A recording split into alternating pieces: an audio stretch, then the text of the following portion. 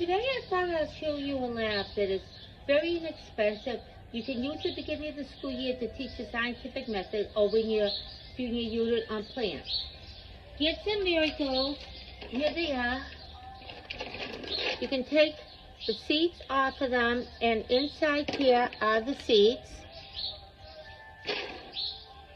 Plant them in 2 pots. I just got examples here. You can use milk cartons for your small pot.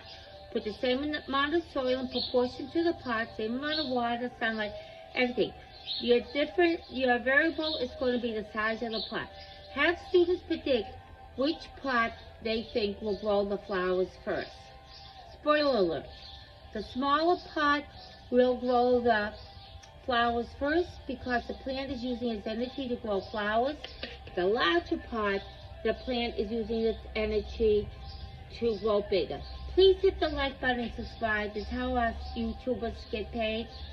And if you need any labs, please let me know below. Thank you and have a nice day.